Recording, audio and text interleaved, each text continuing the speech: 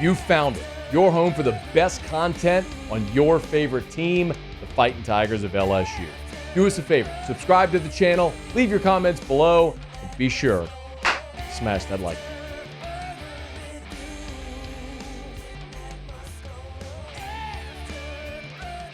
Tigers are back out on the practice field on Friday. There was a player availability after Friday's practice.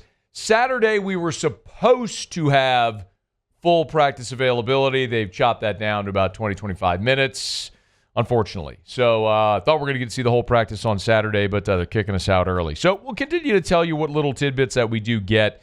I think notably right now, you're just kind of looking at where guys are filling in. And Brian Kelly early in the week was, I think, very clear and cautious to note that you shouldn't make too much out of rotations right now because it's early, and he's right.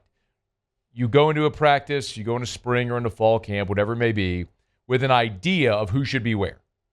And then you go practice, see how guys do, and you make determinations if you were right or wrong and if you need to make adjustments. And if so, you make adjustments. But where they start anyway is a good indicator of kind of what they think things might shape up like. And we continue to see that same rotation on the offensive line, where the first team from left to right, Tyree Adams, Paul Mabenga, DJ Chester, still first team center, Bo Bordelon at right guard, Weston Davis at right tackle. The two true freshmen are on the left side of the second offensive line with Carius Kern at left tackle, Solomon Thomas at left guard. Braylon Moore, the Virginia Tech transfer, is there at center with the twos. So I think as we continue to look at this offensive line, how it plays out, we all have a very fundamental understanding that this is going to change whenever Josh Thompson comes. By the way, Cohen Eccles and Ethan Callaway, right guard, right tackle with the twos. What happens with Thompson when he gets here, I think, is going to be obviously a very impactful part of this. But, Thompson's a guy that I think if you're wondering about him, you probably shouldn't, because yes, he's coming from Northwestern, and you have to be certainly intellectually smart enough to be able to go to a place like Northwestern. But remember, the offensive line coach at Northwestern is Kurt Anderson. Anderson had previously been at Arkansas. He was the guy that coached Frank Ragnow, got drafted by the Lions, Rashawn Slater, who's now with the Chargers, Peter Skoronski with the Titans there with Northwestern as well. So you're talking about a guy that's really coached a lot of high-level offensive linemen, developed them for the next level, and is a very highly technical offensive line coach. So as I understand it, a guy like Josh Thompson is coming to LSU because he proved he could be a starter in the Big Ten. Now he's trying to prove he can be a starter in the SEC. Very technical offensive line coach in Kurt Anderson at Northwestern. He'll have a very technical offensive line coach at LSU and Brad Davis. So you have a guy that I think should very seamlessly transition into whichever position they need. But candidly, I think they're all hoping that for Thompson, it's guard. If your tackles, Tyree Adams and Weston Davis, can lock down those spots. If you have to have Thompson play tackle, he will. But best case scenario, I think, would be guard. Nick Anderson, the receiver from Oklahoma, big-bodied receiver, arguably the top receiver transfer in the country, he's dressed, but continues to work off to the side. Remember, he missed a chunk of his season in 2024 due to injury there at Oklahoma, so no reason really to rush him right now. Also of note, the guys running first-team interior defensive tackle, a couple of rising sophomores in Ahmad Breaux and Dom McKinley. So really cool to see those young guys taking that step. Of course, Jacobian Guillory is going to work his way in there. You got Sadir Mitchell, the transfer from Texas as well. So you got good numbers there, but those young guys are getting a huge opportunity. Also of note, we were worried about Mansour Delane from Virginia Tech coming in. Would he play corner? Would he play safety? He's been working almost exclusively at corner, at least in the drills that the media has been able to see so far. We'll get more of an update on Saturday, kind of where guys are slotting in right now. After practice, there was media availability for a bunch of players. Garrett Nussmeier, Chris Hilton, Ahmad Breaux, West Weeks all met with reporters earlier today. I do think the Ahmad Breaux comments are interesting because, of course, he played for Kyle Williams at Ruston, comes to LSU, and now Kyle Williams is coaching him again. when Kyle Williams took the job, we played for you a snippet from an interview we did with Ahmad Breaux 2 years ago when he was a high schooler and talking about Kyle Williams. And here was Ahmad Breaux on Friday talking about playing for Kyle Williams again. It's kind of back to the old ways, how I played back then, in Ruston. It's kind of like everything's coming back to me now. We're playing totally different. I think he's coaching us up the right way to playing his defense. It's going pretty well. It's kind of like a flashback.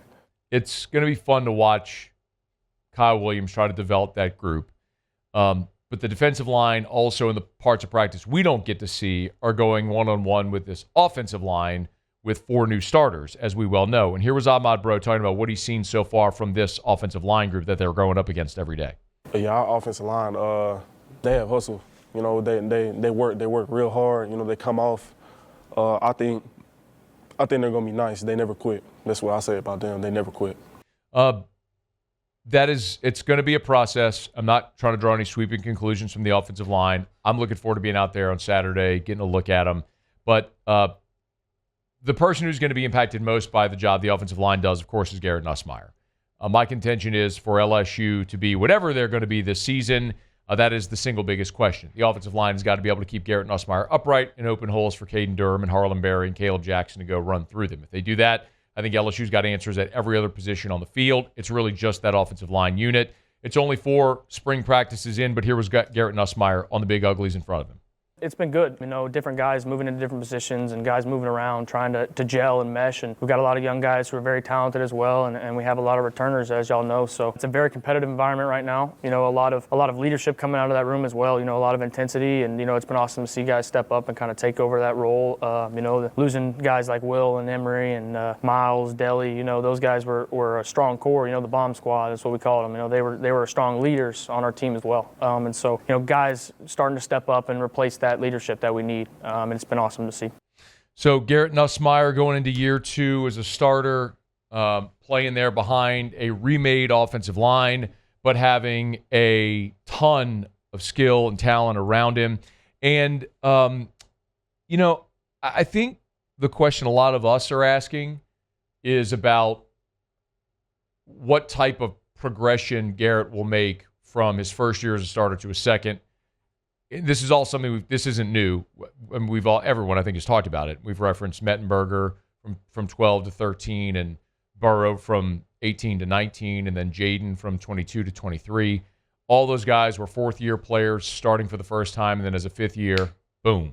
So now Garrett's trying to do that as well, and he was asked about making that jump like those guys did. I think that, that's not really my focus. I think that I'm worried about doing the best I can to help LSU win a national championship. And that's the mindset. That's the energy and intensity that I bring every single day. And it's not about me. It's not about the transition or the year 2. It's about LSU football and year 4 under Coach Kelly. What are we going to do? And, we're not afraid to admit it. We've set the standard of where we expect to be, and we expect to play football in January next year. I was asked last night, I did an interview with Spencer McLaughlin, who does Locked On College Football. If you're not familiar, really good podcast if you want to subscribe to. It covers the whole landscape of college football. And he asked me that question,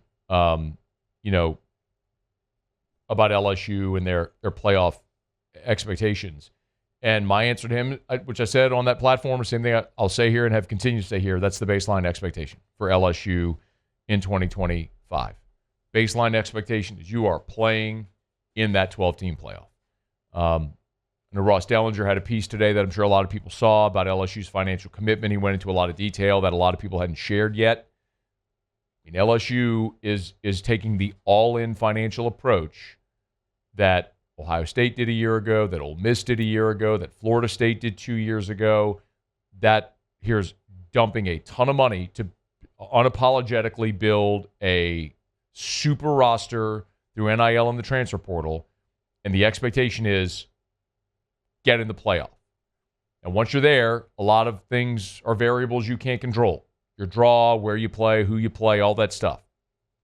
But getting to 10-2 and getting in the playoff as a baseline expectation, yes, that's where you are in 2025.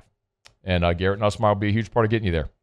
They're off and running 4 practices through spring. Tigers practice again on Saturday. I'll get a chance to get out there Saturday morning. Looking forward to that, getting my eyes on it. We'll give you a report on all our platforms on Saturday if you want to check out Locked On LSU. If you want to subscribe there, plug. I'll have a practice report there at Locked on LSU tomorrow as well. Hey, thanks so much for watching. Please leave your comments. I love to interact, and be sure to hit the red subscribe button below.